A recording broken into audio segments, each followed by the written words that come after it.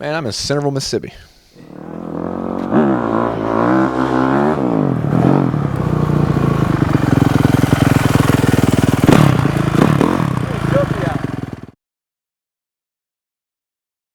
Yeah, I think the Supercross season this year was pretty much been a disappointment, to be honest with you. I mean, especially after being so close to having the championship last year, and at least making a good run at it. You know, I mean, it's never yours till you win it, but it was fun to be a part of the battle like every weekend. So this year, the battles have been tough. So I feel like I'm not far off the pace, but with James stepping up and Chad's riding strong, but still James, at this point has, the winner crash attitude, and it's showing in his race every weekend. So he's tough, and I think we can get there, but it's just it's aggravating when you're not there at the start of the season. So you're kind of like working all year to get somewhere.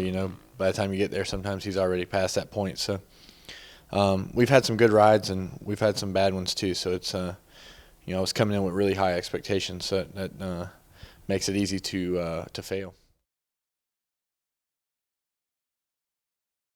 Yeah, I think having a full summer off is a lot. So I wanted to entertain the thought of doing some outdoor nationals, and we're actually still doing that. But with the Geico Power Sports Honda team, it's difficult because they're going to have 5 lights riders, and I would be the 6th rider. And anyone who's ever been in an 18-wheeler knows that they're not really big enough to fit 6 people. So it's going to be difficult to get things figured out with the economy the way it is, and having to put another truck on the road and whatnot. But I realized that being off for a full summer was a lot, so I want to try to figure out some kind of happy medium and ride more, if not ride the whole series. And had a lot of ideas come across my head and things that I thought would be pretty cool. So some of them still may come together, and at this point it's just about trying to get out there and ride and have fun, and not just be at the house like full summer. It got a little bit long.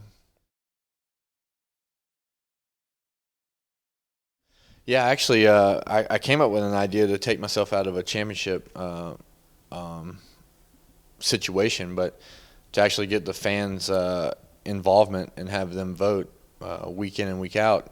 Closing the voting 2 weeks before each round, and have them decide what I was going to ride, whether it be a 250F, a 250CR, or a 450F. And obviously that's not going to happen. It's not going to come together, and that had its own problems because obviously it has no value to Honda because they're not in the market of the 2-strokes anymore. And but I just thought it would be fun and a good way to rally the crowd and the fans, and have them have a real say in what I ride. And I thought that would be a cool opportunity, and it may still happen on some level, whether it be on a 250F or a 450F. But I know that when I ride a 250F, it just seems fun. It's just I can ride it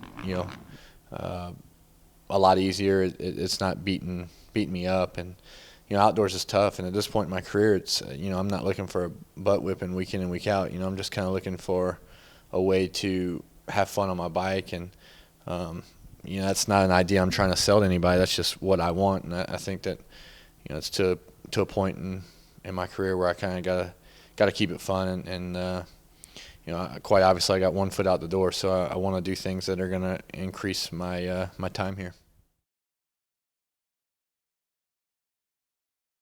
Well, I think that a nose wheelie can be easy. I started going really slow and just kind of throwing it up, and then obviously it's a lot of front brake control and getting it up and finding that balance point, and then slowly it got to where I could ride it longer and longer and longer. So now it's a little bit trickier these days. You're doing it in dark and with spotlights in your eyes and all that kind of stuff. So when you're coming out to a Supercross, it's it can be tricky, but I think the principle and the way to learn it and stuff, I think, can be fairly easy.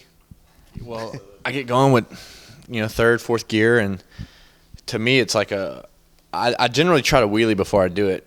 Get the weight on the back of the bike, and then start a slow transition with it going forward, and just really know your front brake, man. I mean, you gotta feed it enough to get it up, but once it starts coming up, you gotta start releasing it pretty quickly. So I think sometimes it can be easier if you have a big hill or a jump, to try to ride it down. That way you have momentum working with and gravity working with you. It seems to help the process, but grab a handful of front brake. I say a handful. It's might be a little bit more difficult than that. You got to find the sweet spot, and then once it gets up, you got to start backing out of it pretty quick, and then it just becomes a balancing act, kind of like the reverse of a unicycle.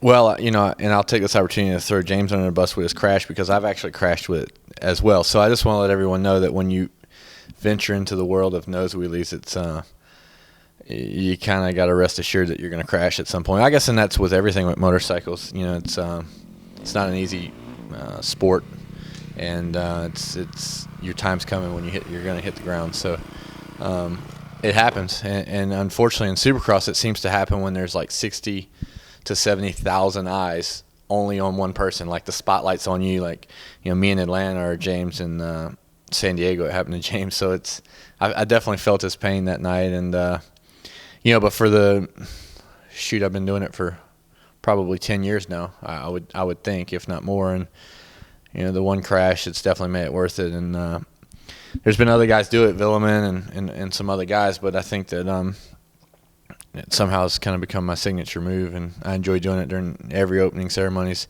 And I always go down there early and ask the Dirtworks guys, like, how much water did you put on the start straight, because I need to know where the wet spots are, because as you can see today, I've almost messed it up several times. Oh yeah, of course. I would definitely venture to say that if it ended today, and with the level of competition stepping up, I mean, it's I think that it's is tough, will always be tough, and only going to get tougher to try to get the elusive championship that I've always been missing at this point in my career. And the lights championships have been nice, but they'll never be what the big bike class is about. And I think that I just hit my 150th race.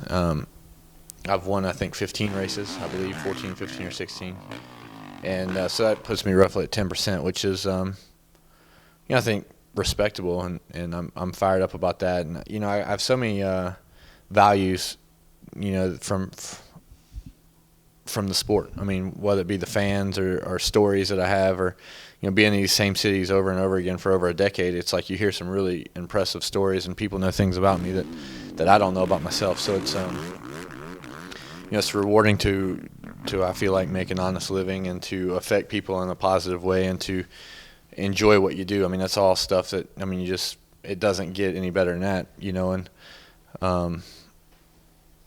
I'm going to look back on it and wish I had a championship, if I don't get one, for sure. But I think you can find reasons to, wish you did more, no matter who you are, no matter if you're Bill Gates or Michael Jordan, Tiger Woods. They all want, more, because that's the nature of how we all get to where we are as, professional athletes.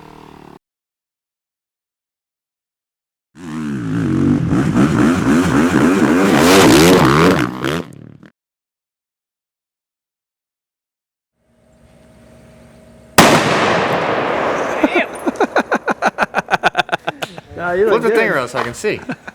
Hey.